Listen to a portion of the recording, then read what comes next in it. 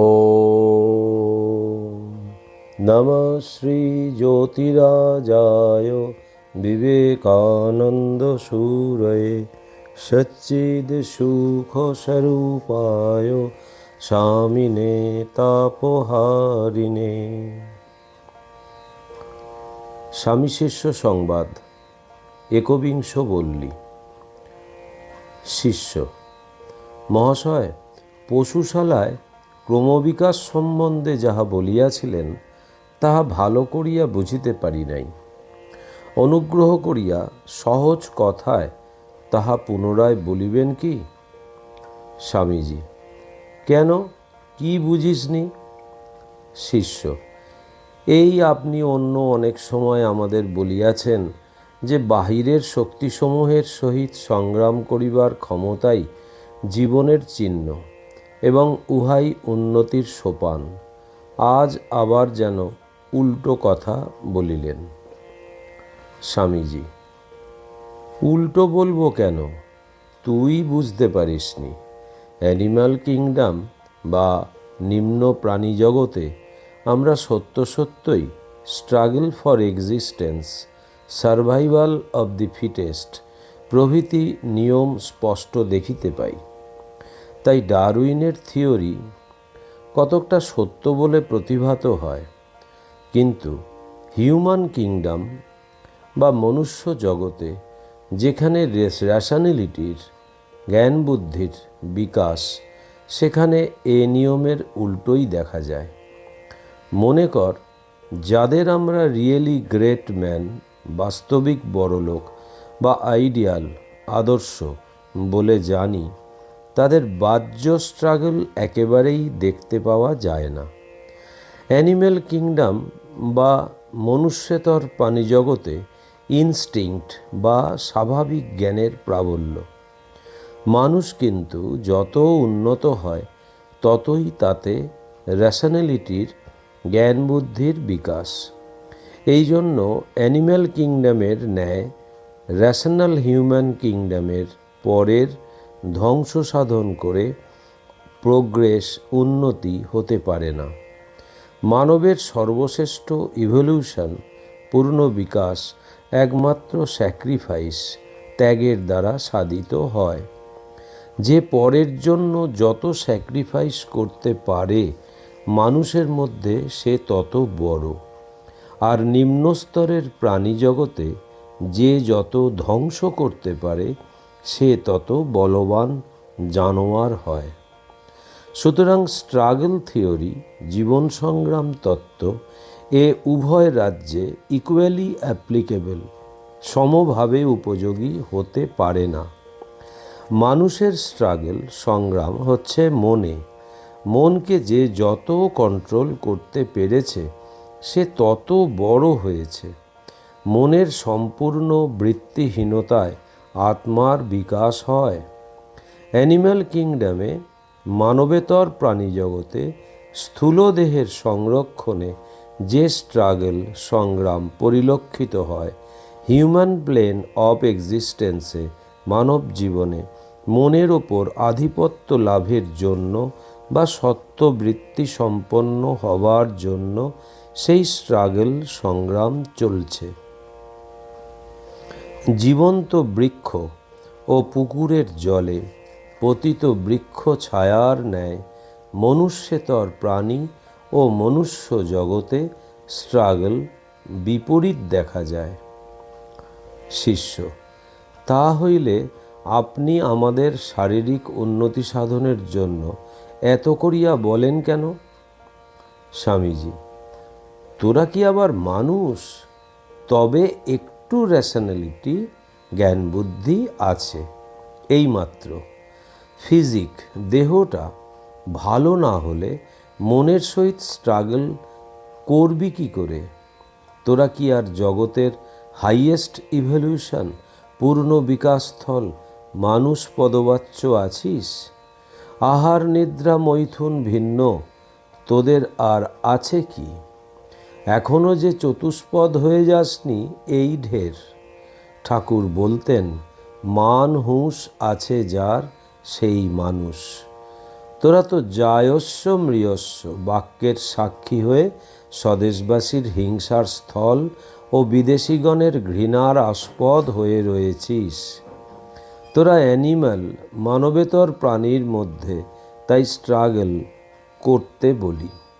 Theory Fiori রেখে দে, নিজেদের দৈনন্দিন কার্য ও ব্যবহার স্থিরভাবে আলোচনা করে দেখ দেখি তোরা অ্যানিম্যাল অ্যান্ড হিউম্যান প্লেন্সের, মানব এবং মানবেতর ভূমির মধ্যবর্তী জীব বিশেষ কিনা। ফিজিকটাকে, দেহটাকে আগে গড়ে তোল, তবে তো মনের উপর ক্রমে আধিপত্য লাভ হবে। নায়ম আত্মা বলহীনেন লভ্য। বুঝলি? শিষ্য: মহাশয়, বলহীনেন অর্থে ভাষ্যকার কিন্তু ব্রহ্মচর্যহীনেন বলছেন। স্বামীজি: তা বলুন গে। আমি বলছি, the physically weak are unfit for the realisation of the self. দুর্বল শরীরে আত্মসাক্ষাৎকার লাভ হয় না। শিষ্য: কিন্তু সবল শরীরে অনেক জড়বুদ্ধিও তো দেখা যায়।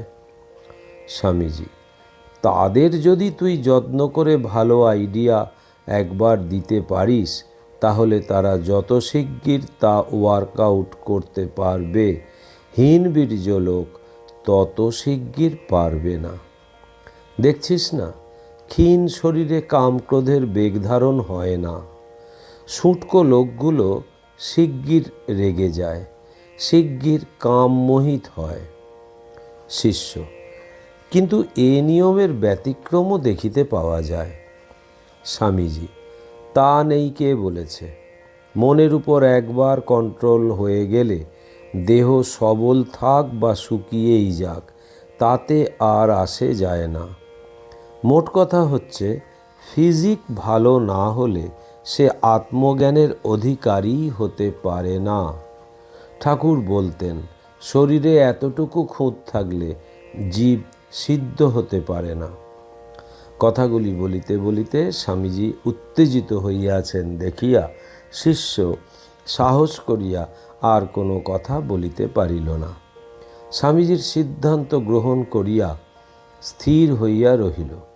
কিছুক্ষণ পরে স্বামীজি রহস্য করিয়া উপস্থিত সকলকে বলিতে লাগিলেন, আর এক কথা শুনেছেন?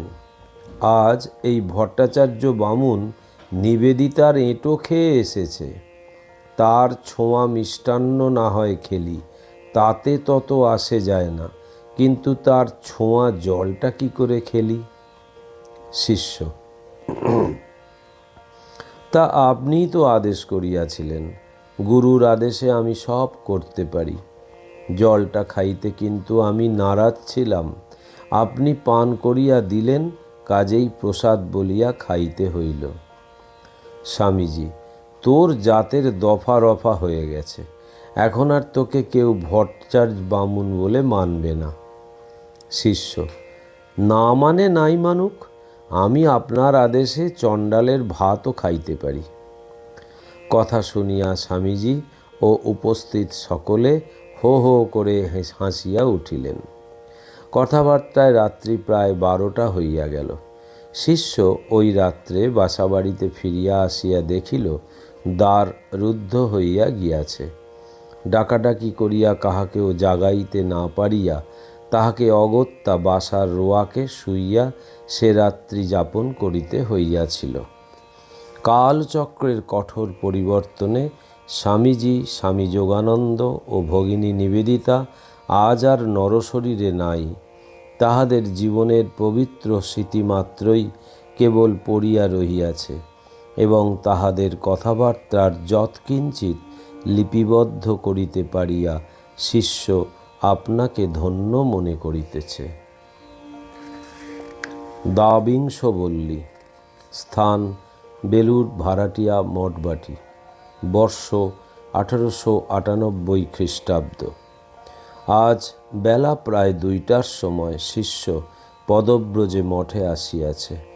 নীলাম্বরবাবুর বাগানবাটিতে এখন মঠ উঠাইয়া আনা হইয়াছে এবং বর্তমান মঠের জমিও অল্পদিন হইল খরিদ করা হইয়াছে।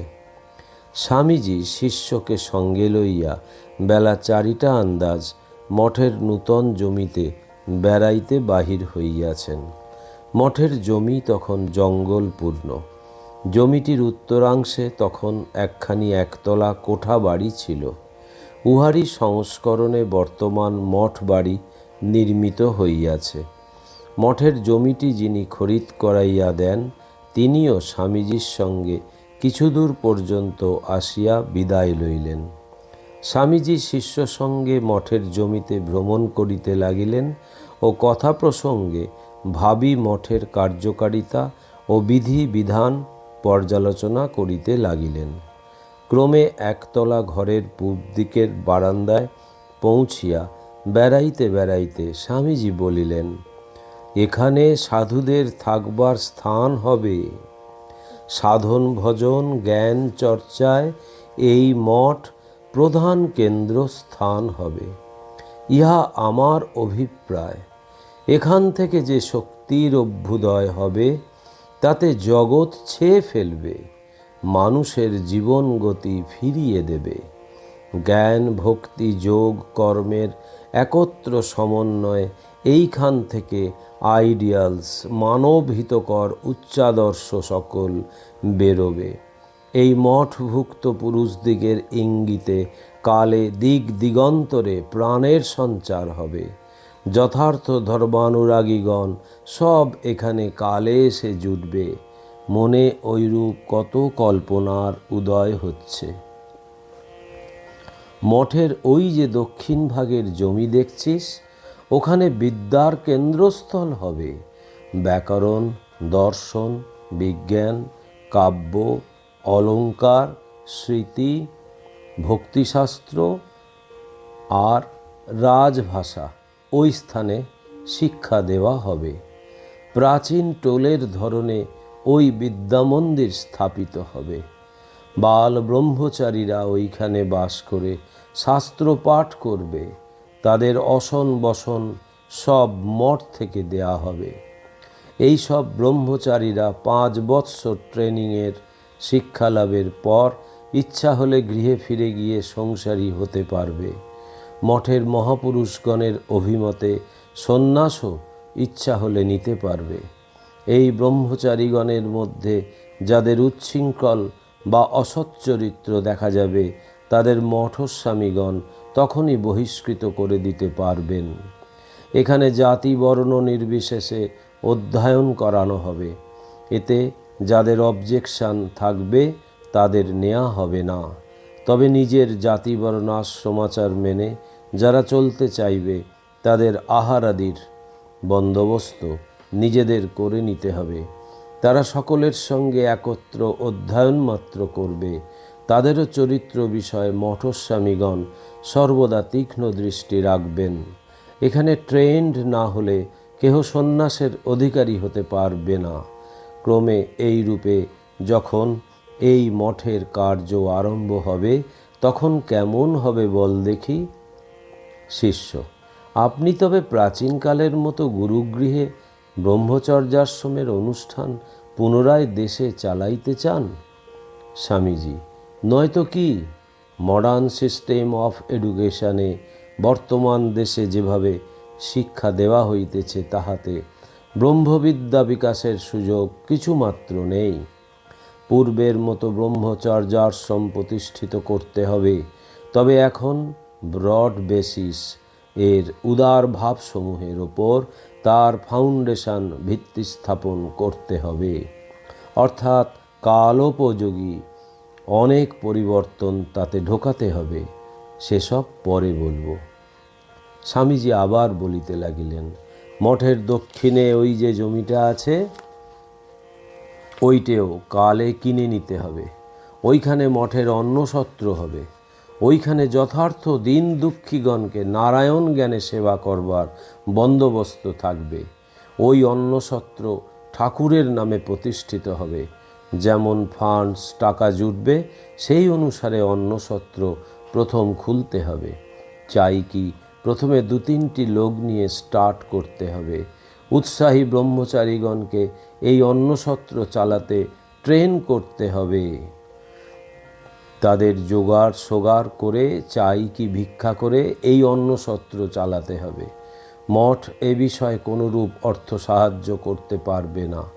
ব্রহ্মচারীগণকেই ওর জন্য অর্থ সংগ্রহ করে আনতে হবে।